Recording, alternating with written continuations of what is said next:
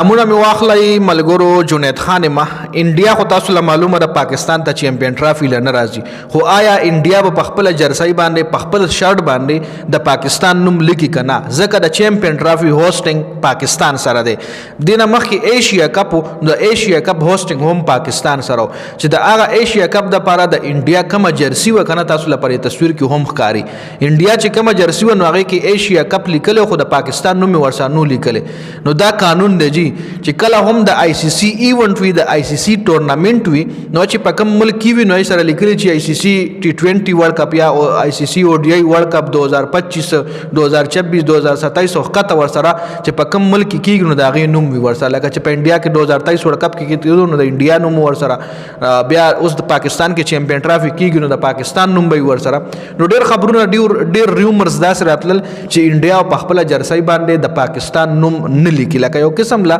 د خپل نفرت شدت خولو چې د پاکستان نه دومره د نفرت کوي چې انډیا په خپل جرسۍ باندې د پاکستان نوم نه لیکي خو اوس بي سی سی آی انډیا کرکټ بورډ چې کوم دی هغه دا خبره کنفرم کړې ده چې موږ به د پاکستان مونږ به خپل شرط باندې چې کوم د موږ د ورلد کپ شرط دی سوري د ورلد کپ نه د چیمپئن ټرافي 2025 کوم شرط دی نو په هغې باندې به مونږ د پاکستان نوم ضرور لیکو سوري خبرو کې دغه کېږو یار تاسو الریډي معلومه ده خیر نو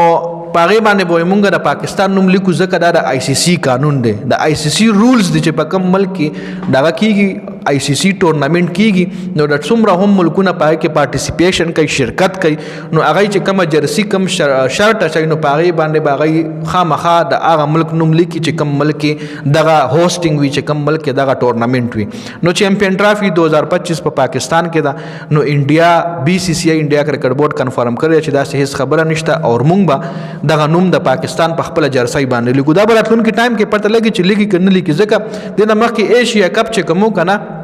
نو په هغې باندې انډیا خپل د پاکستان نوم نو لیکلی په هغه شرط باندې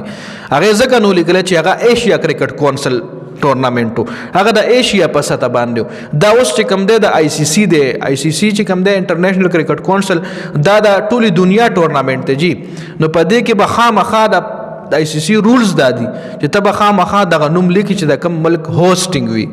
نو ګورو به راتلونکي ټایم کې انډیا خو افیشلی کنفرم کړی ده چې موږ به لیکو د پاکستان نوم خو د آی سی سی چې کوم مشر دی هغه هم جیشا دی د انډیا د سپورټس منسټر دی نو ګورو به چې راتلونکي ټایم کې څه کېږي په هغې باندې بیا تفصیلا خبره کوو خو په کار ده چې ولیکي لکه پوینټ آف ویو سره ځکه د کرکټ لکه سیاست او کرکټ یو ځای کول نه دی په کار یو خو د انډیا ټیم پاکستان ته راځي نه د سکیورټي ایشو یا د یا سیاسي حالاتو په وجه باندې خیر پای خبره نه کوو اوس تاسو دې حوالې سره رای لرئ خپل رای کمنټ کړئ د ویډیو کتلو زیاته مننه جی والسلام